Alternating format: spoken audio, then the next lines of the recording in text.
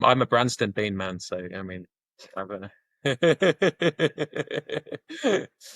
But look, I'm sure independent small batch craft beans are available as well. Yeah.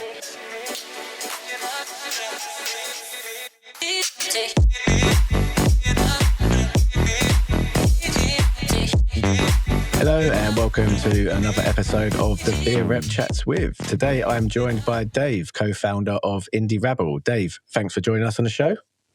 Oh, thanks for having me on. Looking forward to a little chat. Yeah, it's great and great to hear all things Indie Rabble. Should we just kick things off with, people haven't discovered Indie Rabble. I mean, you're coming up to 2 years. How would you sum up who you are and what you're about? Origin stories and what have you. A tiny bit about us. I know we'll look back to this a few times, but yeah. So we were established effectively exactly 2 years ago now. And I think we're going to talk about our birthday plans a little bit later on, hopefully. But I think my personal, and we've all got our own sort of craft beer, eye-opening moments, as it were, the things that moved us over from, being lager drinkers down any given pub to making this sort of our passion now, Hoppy. We started invested hours and hours and hours in where we're going to drink, why we're going to drink, all of that. For me, the beer that sort of opened my eyes was categorically Sierra Nevada Pale Ale.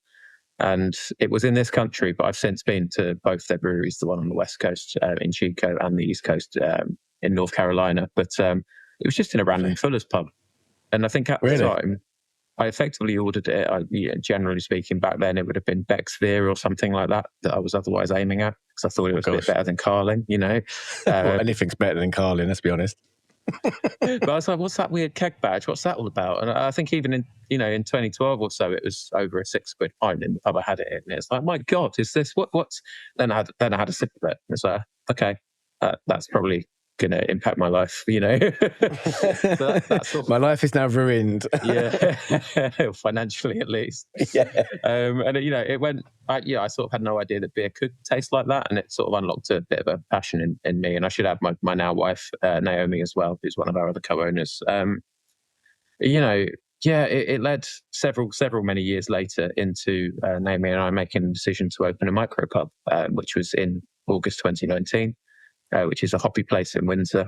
August 2019 might ring timeline alarm bells for anyone that hasn't quite completely blanked out COVID in their minds yet. I don't think anyone has. Speaking to many brewery founders and industry professionals, and every single conversation always ends up something to do with COVID. We always talk about COVID era. Exactly. We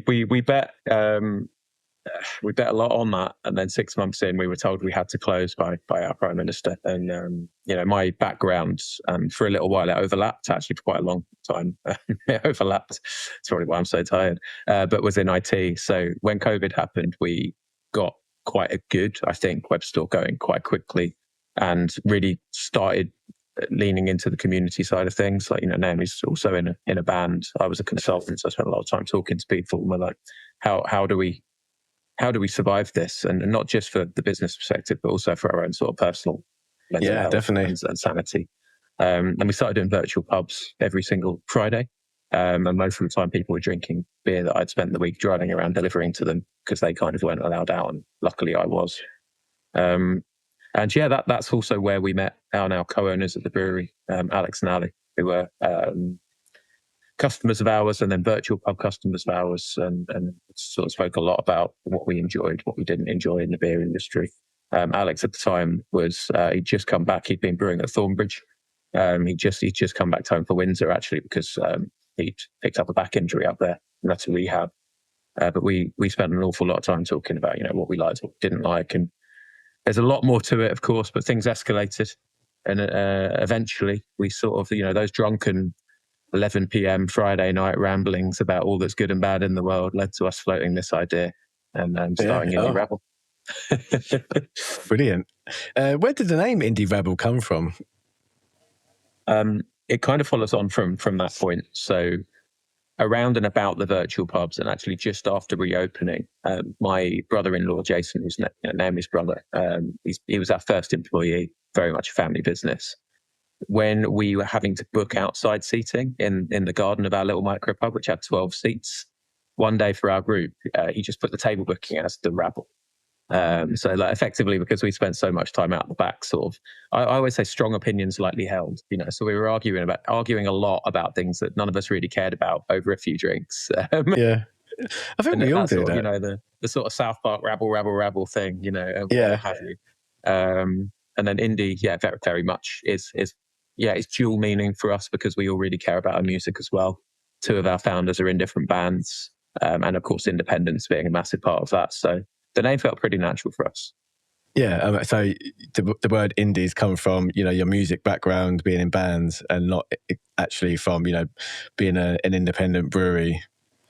It's definitely both. Yeah. We thought, you know, it played very nicely together, the two. But yeah, we wanted to let people know we're a community space. You know, come together. There's good music, there's good beer, and then we'll probably have a fond argument about something once we're together. Definitely, yeah. So obviously, you spoke a bit about who you are, but you know, what kind of really inspired you to decide to start a brewery? Obviously, you said you had the Hoppy Place micropub. So from there, where was the whole idea of, we can start a brewery? Was it since meeting your other co-owners, Alex and Alex and Alison? Yeah, that Alex and definitely Alison, yeah. that definitely escalated plans. I think what I'd say, and definitely come back to the subject of, you know, independence and independent pubs a bit later on if we can. But I always knew I wanted a brewery eventually, I think.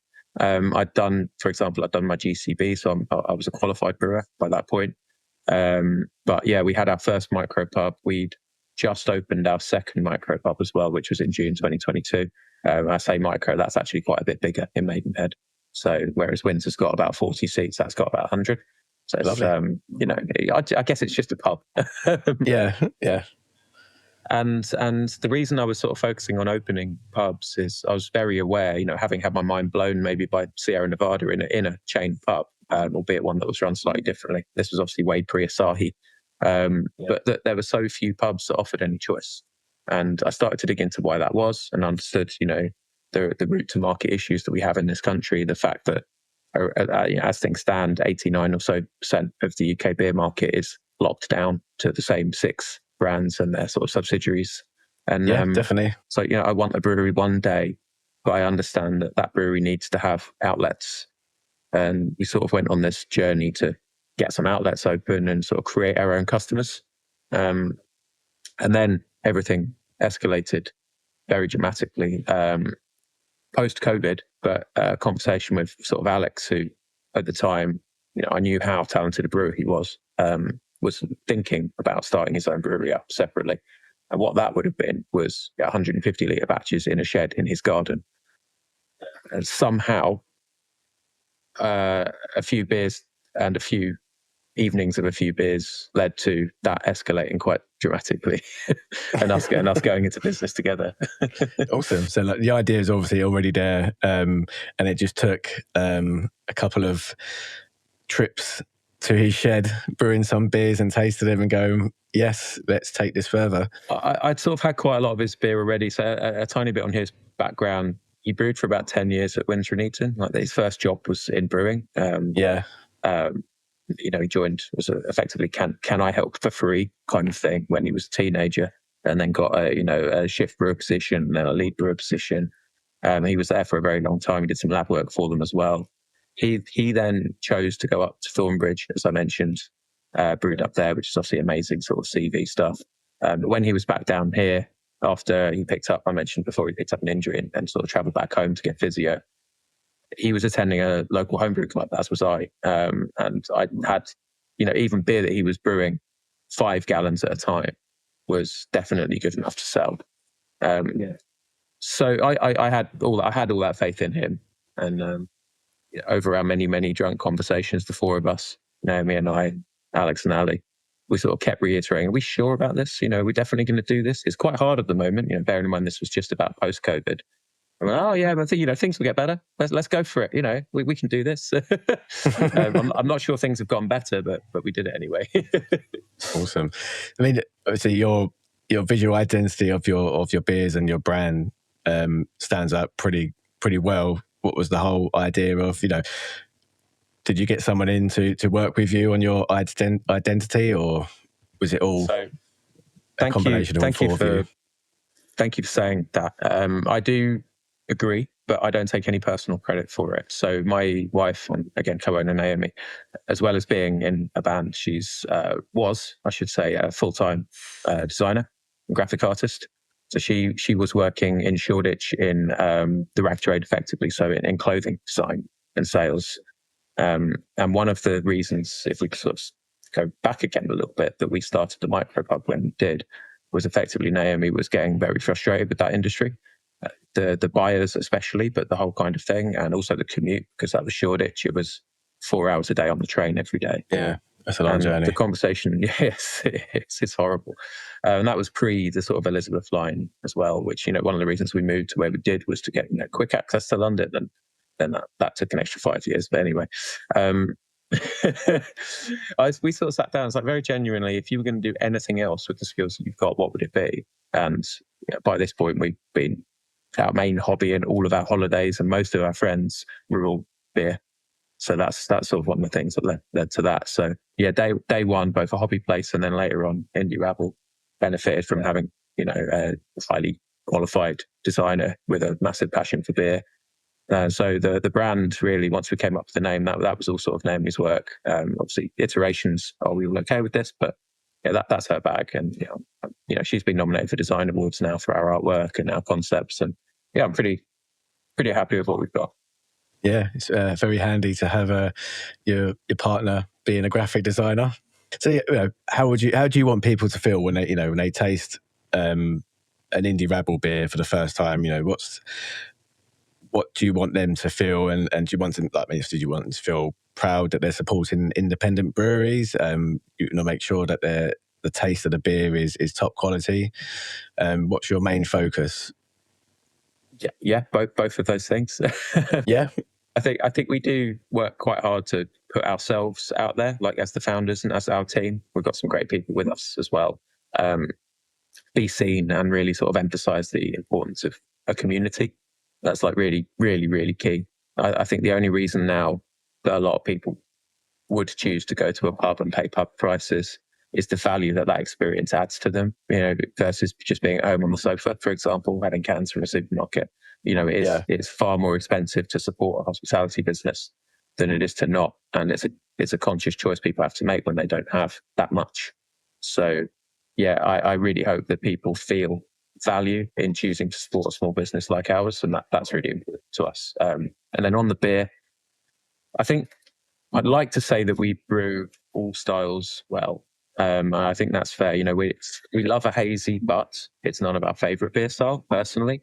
I think all four of us would say that we prefer lagers, West Coast IPAs, stouts, that kind of thing, even though I think we can brew a good hazy. I think it's critical that any brewery, all of their beers are good. What we're sort of trying to do is consistently brew a wide range of styles pretty well, and hopefully that's what people think. Yeah, is there a particular style that you think is dying out, and a particular style that's coming up? What would you say? I feel that there's a lot of saturated hazies at the moment. The market is just oversaturated with hazy beers, especially in the independent market. There are many, many great breweries that are doing it really, really well, and it's very hard to kind of distinguish which ones are better than the others. It's a really interesting question. I think the hazy pale ale is a gateway beer style, I think, for a lot of people that either have only drunk lager before or even haven't drunk anything before. It is initially very approachable, and that's because it's not especially bitter and it tends to be a little bit sweeter. It's potentially for someone who hasn't drunk much before at all, an eye-opening beer, a revolutionary beer. I think most new craft beer drinkers, they love the hazies and they drink the hazies. So that's absolutely fine. The counter to that, I think, is everyone thinks they need to have a hazy focus because they see maybe what the likes of Dare and Vernon are doing. But is that really any different to saying, I need a lager focus because that's what, I don't know, I don't mean this brand, obviously, but Budweiser are doing, because that's what I see everywhere. Or, because Heineken are doing. It's maybe quite easy to look at the big guys and think, well, I just need to do that too. And there are only so many hazy pale ales that you can drink. Like I personally couldn't do more than say 2 or 3 pints of an evening, because I don't find they have that repeat drinkability that some of the other classic styles have, because they are quite sweet. But that's just me. I mean, maybe very I'm just full-bodied as well, and it's just, it kind of fills you up after about 3 pints. And so maybe I'm just a bit blinkered and tired of some of these things. Who knows? But, yeah. But then if I drink lager or pilsner more than 2 pints, and I'm constantly in and out of the toilet all day, but fair enough. It just goes straight through me. Also touching on the subject of, you know, people seeing brands like Budweiser, Foster's, Heineken, etc., in, you know, basically every pub that you walk into. Do you think that, you know, the average customer that goes into these pubs drinking these beers are kind of seeing them everywhere and thinking, oh, they must be the best at what they do, and just completely forget that there are many UK independent breweries doing them sort of styles of beers, lagers, pilsners, IPAs, that are probably better, in my opinion? Hundreds of ways to answer that question. I'll try not to ramble on for too long on this subject, because it's a gear grinder for me. Same. I think a lot of people are, maybe even unconsciously, but incredibly brand loyal. And you think, well, why do you owe Heineken your loyalty, for example? So it's not really what I mean. It's just, you see it, you have it. You don't want to think about it. You maybe don't understand everything there is to know about beer. You either are or are not bothered to try and bridge that. You're just used to what you're used to. Sort of the equivalent of, you know, I always buy Kellogg's, or I always buy Heinz. I think people always buy Heineken. Yeah. It doesn't mean it's the best product. And in fact, I would assert quite strongly that it's from a taste perspective, it's absolutely not the best product. But even if it was Heinz, though? I'm a Branston Bean man, so I mean, Branston Bean. But look, I'm sure independent small batch craft beans are available as well. You know? I'm getting laughed at by someone across the desk for that, by the way. I'm very sorry, but no, I think people go for what they're used to. It makes it easy for them to just have that choice taken away from them effectively. And that's a big part of the battle we're up against, alongside the fact that those people with that slice of the market have the money to, you know, litigate, to defend it, to lobby to defend it. And we don't necessarily have the resource to get access to market that we should have, that it's fair for us to have. And another part of that is even look at what these brands are doing, buying previously craft-oriented businesses and marketing them. So the best possible example of that is Beavertown, which Heineken owns. Yeah, Brixton as well, just been bought. Yeah, Brixton as well. I know SEBA recently did a study as part of their routes to market review that 78% of people surveyed by YouGov believed that Beavertown was an independent brand, and then felt misled about that. Yeah, you know. Yeah. So these guys, they're finding every opportunity to keep us down, and we don't really have the resource to fight it. So it's an incredible frustration. Yeah, I mean, we spoke to Neil Walker from SEBA, and you know, we asked the question of, you know, people are feeling misled because the big brands that are buying out, you know, Neck Oil, Brixton, Beavertown, Neck, and Brixton are not exactly announcing it to the world. You know, they're not putting it on their badges saying now owned by etc. You know what I mean?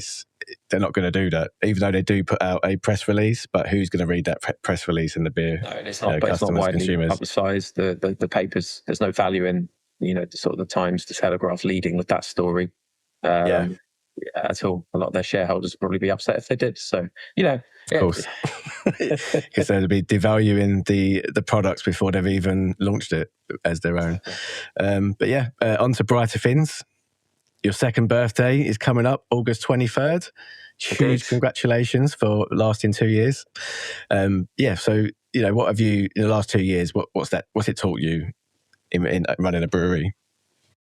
So they're kind of similar, but also very differently scaled problems than the ones I had running the 2 bars. So, you know, a lot of similarities, obviously, managing people, having to balance the books on a monthly basis, having to sort of keep your landlord happy, all the community aspects of ensuring you've got a customer base at all. It's scarier here though, because the costs are that much higher. So our lease is that much more expensive. The brew kit we haven't yet fully paid off, so there's a big slug of money that goes out every month.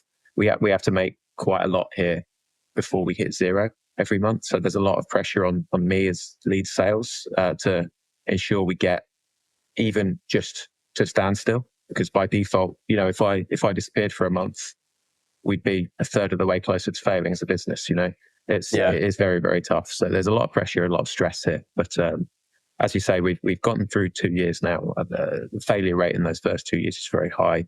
We've grown our business now to a point where effectively the cash stays the same every month, which is a great starting point, because for a while it was going down every month.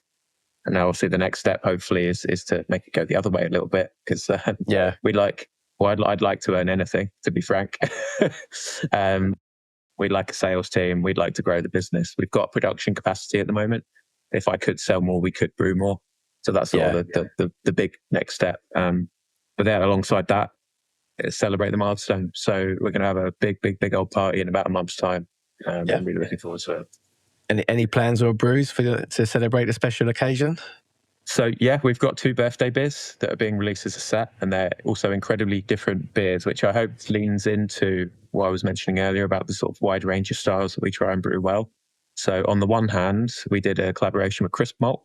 So we brewed a 4% heritage bitter. That's going to be can conditioned and also in cask. And at the other end of the scale, we've released what we call the Turbo IPA, which is a big, sweet 8.4, super hazy, punchy, saturated New England. So absolutely the 2 ends of the scale there. What hops did you use for the NEPA? I'd have to double check the exact top bill, but it's Citra, Amarillo definitely in there. We throw a lot of Amarillo at the big beers like that. Where it's very punchy, sort of all the tropical stone fruits. It's bold. It's one of those beers that I mentioned earlier. I might struggle past the second pint of, but maybe at 8.4, that's fine, to be fair. It's definitely on a higher scale of a New England IPA for sure. So I quite like the branding. Last thing on the beers that Naomi's come up with as well. So it's a Street Fighter 2 theme, and it's kind of a battle. It's a VS battle. So it's, the heritage versus the hazy. We're sending them out as a set, so it'll look good in anyone's bar. If anyone's ever not seen Naomi's cask branding before as well, we always try and go a little bit extra to make cask prominent on a bar. This one's effectively a Game Boy Advance cartridge. So it's oversized, but it's going to look cool. You're launching a new core range beer called Indie Pils, which is a Pilsner. What made you choose this new style, and what's your different take on it? It's obviously a very, very hard market to break into. The vast majority of lager in this country is the macro lager. And then within the independent pub estate, the vast majority of independent lager also belongs to 1 or 2 very well-established craft brands that focus on lager. I think it's the simplest beer style and yet about the most difficult to produce excellently. Because you'll know, because you brew, there's nowhere to hide at all. I brewed my first try of brewing a Pilsner, and failed just due to one little tiny mistake, and it just ruined the whole batch. I think pretty privileged with just how good Alex is at the lager style. We've also got a brew kit that allows us to sort of do temperature raises during the brew process, sort of replicate a decoction mash and things like that. And I think our lagers are very good. So the reason that we're releasing this beer, effectively, we do have a core lager already, which is a beer called Frozen Moon, which is currently 4.8% and what I would call a Czech amber lager. So it's got a little bit more sort of, colour malt to it. It's got a little bit more of a malt bite to it.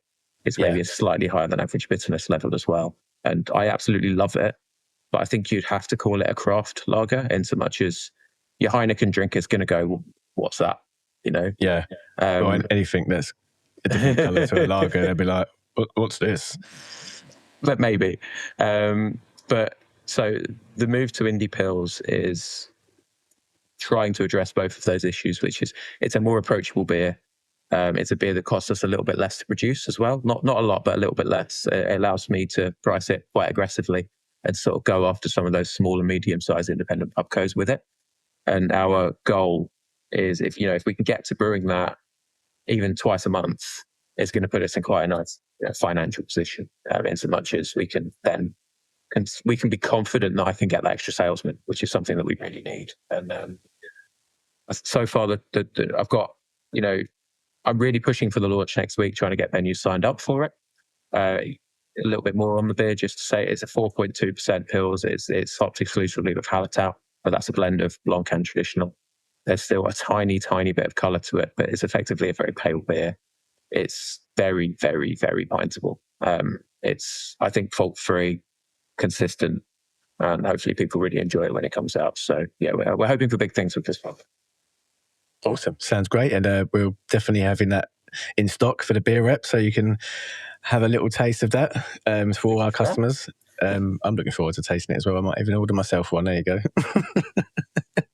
So, we touched a bit about independence and a bit earlier in the conversation. Obviously, it was reported, that at least 80% of breweries struggle to access the market to their local pubs because just not able to. So with Indie Rabble, how has it been for you to get access to market around your area? So I know that your listeners would have probably already seen the episode that you did with Neil. So I won't say everything that he said again, but I do work. I'm a SEBA Southeast Regional Director myself, and I work quite closely with Neil.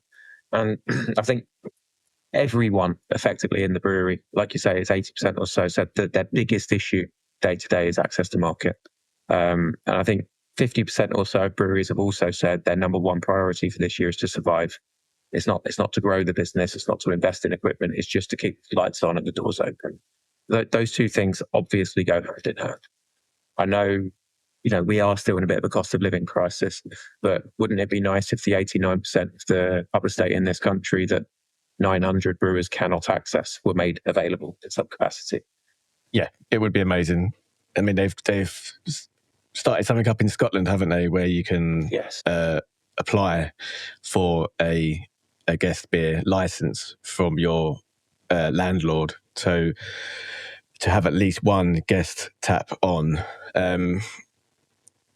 So we'll see how that goes. Similar. We need something similar in England and Wales, but to me personally, I think it's not enough. I think we would benefit from something like a 20% of taps to be free of tide lines. It's a trade-off between ask for more than you want because you'll get less, and the more you ask for, the more aggressively companies with massively more resource than we've got will fight back. And it's a very hard one to balance. I mean, it's so hard. As I said, like the big six account for over 80% of sales in the UK, and none of that's going into. None of the profits are really going into the UK economy. Yes, it creates a lot of jobs, but in the same side, all that profit is not It's not contributing to our economy.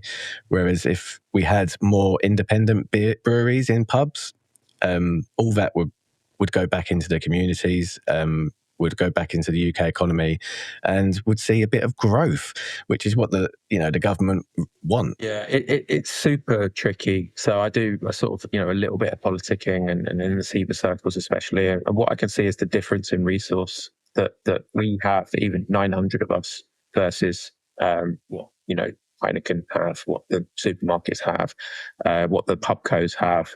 It's stark to see, and I'm sort of backing SEBA as a business quite heavily myself, because I think they're the best opportunity to speak to the actual decision makers that we have in the craft beer industry.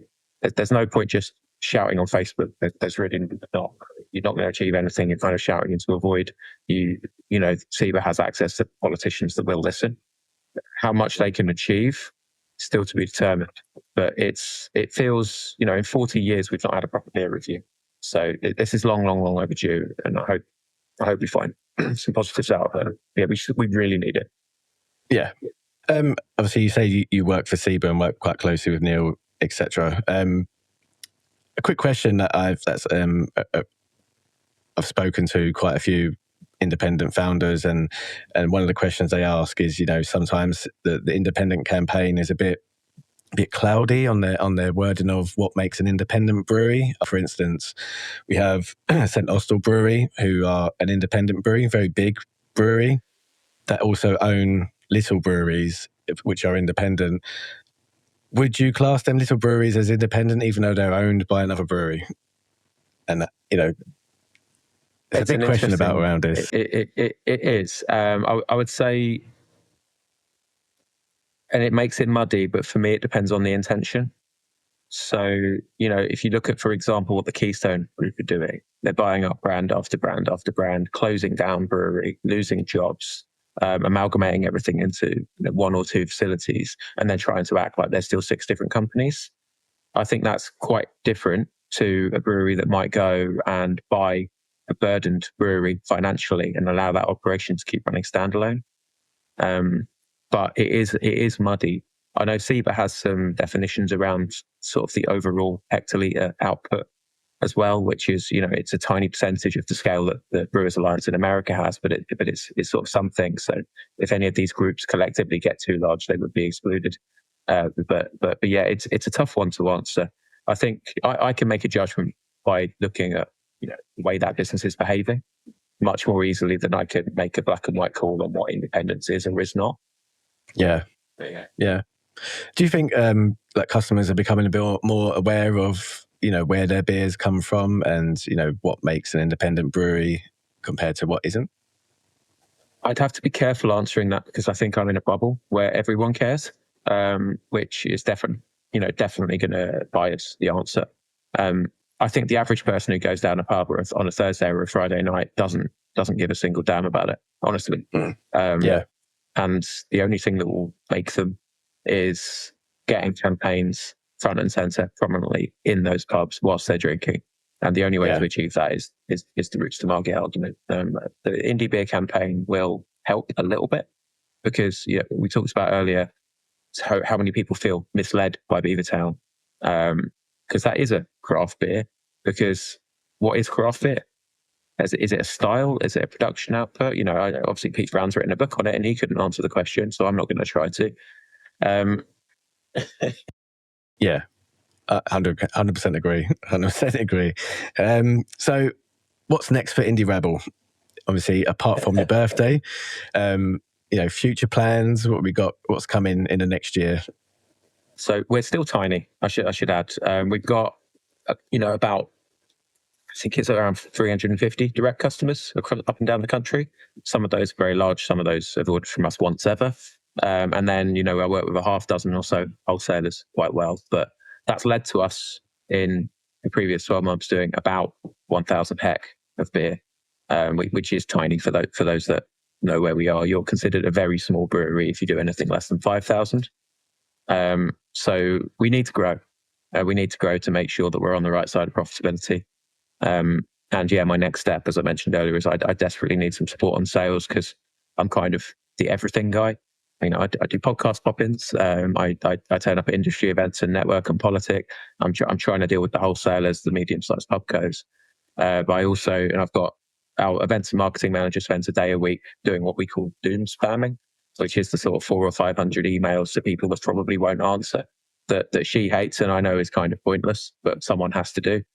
And it's keeping our name out there. We need more of that. We need more of that support because some of those tasks, they're critical, but they're kind of thankless. Yeah. Effectively, the mission for us, if we could grow 25% in the next 12 months, that would be amazing. That would put us in the right side of the balance sheet and allow us to be more confident that we're going to stick this out, get to the 5-year mark, and keep doing what we love doing. Yeah, definitely. I mean, hopefully we'll touch back in a year or so, and hopefully you would have achieved that growth that you want. I'm going to hit you with some quick fire questions, see how quickly you can answer them. And the first thing that pops into your mind is quick answers. Most underrated beer style? West Coast IPA. Oh, see, I like a West Coast Pale. I just find it goes down a bit more easier than I'll take an IPA for the Westies full stop. I'm happy with that. Westies, not East Coast, Westies. One hop you can't stop brewing with. I think I know this one. Centennial, same reason. Oh, really? I thought you said Amarillo, you see. Favourite UK brewery, apart from your own, obviously? Still the Colonel. Yes. Any last words before we close up? Anything you want to touch on? No, I don't think so. Just, I mean, a call to action to everyone out there. Keep supporting the little guys, and thank you, I guess, and also thank you for having me on this today. It's been lovely to chat. You're more than welcome. It's been a pleasure to have you on, and plenty of laughs and a bit of politics as well. No. Anyway, on that note, Dave, it's been absolutely amazing talking to you. I wish you all the best for Indie Rabble in the forthcoming months, and hopefully next year you've achieved the growth target that you want, and hired a salesperson as well to do all the sales work for you. And thanks again, and we'll catch you again in another couple of weeks. Until then, we'll catch you later. Bye bye.